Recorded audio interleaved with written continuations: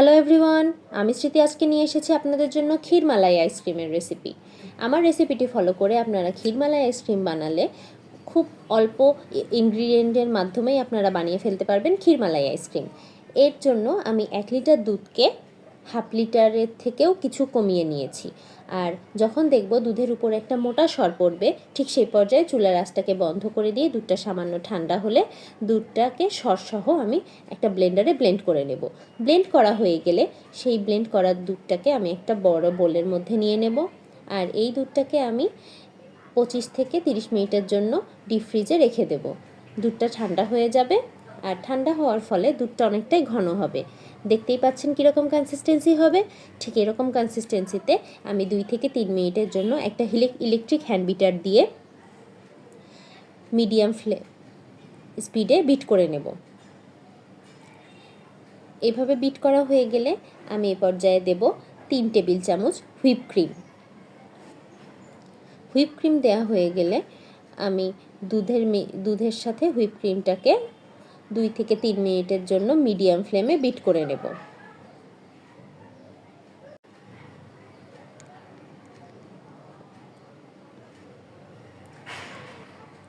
এই বিট করার সময় স্পিডটা হাই করা যাবে না, এটাকে মিডিয়াম স্পিডেই বিট করে নিতে হবে। যখন ব্যাটারটা অনেকটাই থিক হয়ে যাবে, ঠিক সেই পর্যায়ে আমি কালার আর সুইটনেসের জন্য 1 টেবিল স্পুন পরিমাণের মধু ব্যবহার করব। আমি এখানে কোনো প্রকার কোনো চিনি ব্যবহার করব না। মধু দিলে জিনিসটা অনেকটাই মিষ্টি হয়ে যাবে। আর খুব বেশি পরিমাণের মধু ব্যবহার করব না, কারণ দুধটাকে আমি হাফ পোর্শনেরও বেশি কমিয়ে ফেলেছি, সেখানেও দুধটা অনেকটা মিষ্টি হয়ে গেছে। আর হুইপ ক্রিমেও অনেকটাই চিনি থাকে, তাই আমি আর এক্সট্রা করে এখানে কোনো চিনি ব্যবহার করব না। আর এই মালাই আইসক্রিমের যে কালারটা আসে, এই অথেন্টিক কালারটা অনেকে অনেকভাবেই নিয়ে আসেন, কিন্তু মধু দিয়ে করলে পরে কালারটা খুব স্বল্প সময়ে চলে আসে। ক্যারামেল করার কোনো ঝামেলা করতে হয় না, খুব দ্রুতই আর খুব শর্ট টাইমের মধ্যেই আপনারা ক্ষীরমালাই আইসক্রিমের মালাইয়ের কালারটা নিয়ে আসতে পারবেন। এখন আমি একটা আইসক্রিম মোল্ডে ব্যাটারটাকে নিয়ে নিচ্ছি। এখানে আমি পুরোপুরি ফিল করব না, আমি এখানে 70% মতো মোল্ডের মধ্যে ব্যাটার নিয়ে নেওয়া হয়ে গেলে এটাকে আমি 2 থেকে 3 ঘন্টার জন্য ডিপ ফ্রিজে জমার জন্য দিয়ে দেব।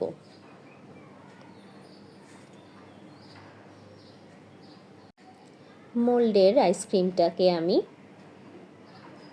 ডাবল ফ্লেভারের করতে চাই, আর ঠিক সেজন্যই আমি এটাকে ফুললি ফিল না করে 70%-এর মতো ফিল করে দিয়েছি।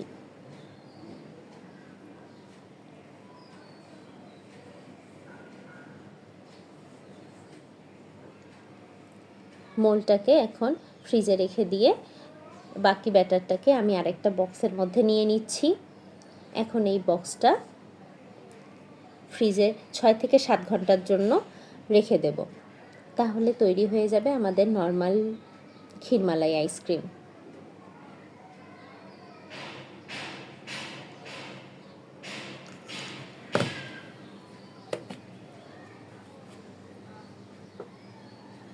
আর খেয়াল রাখতে হবে বক্সের উপরে যাতে কোনো বাবল না থাকে।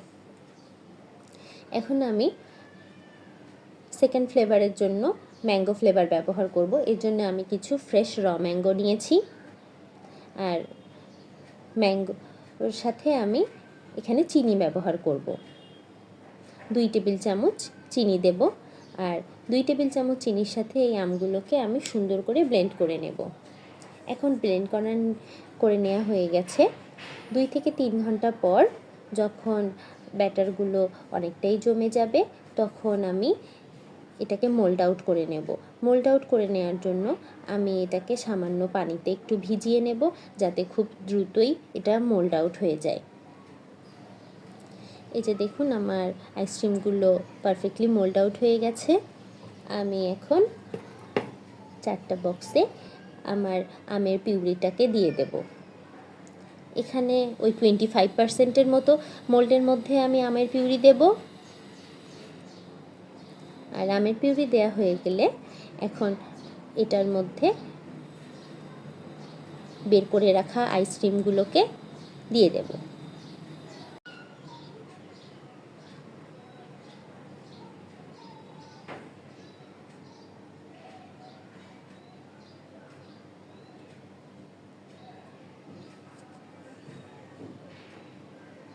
আইসক্রিমগুলোকে খুব সাবধানতার সাথে মোল্ডের ভিতরে রাখতে হবে।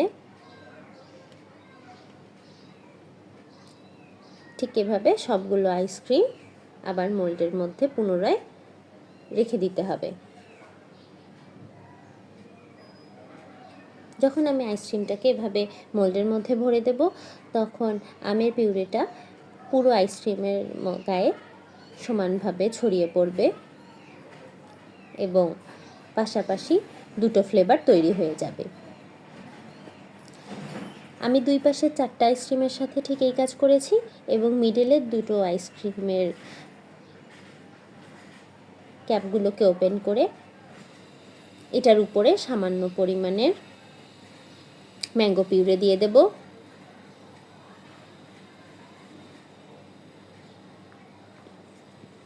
এবং ম্যাঙ্গো পিউরে দেওয়ার আগে আইসক্রিমের কাঠিটা দিয়ে উপরের পোর্শনটাকে একটু ভেঙে নেব।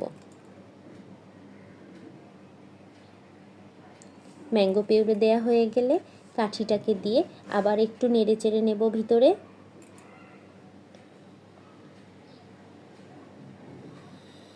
যাতে ম্যাঙ্গো পিউরের সাথে আশেপাশের আইসক্রিমের ব্যাটারটা একটু সামান্য মিক্স হয়ে যায়।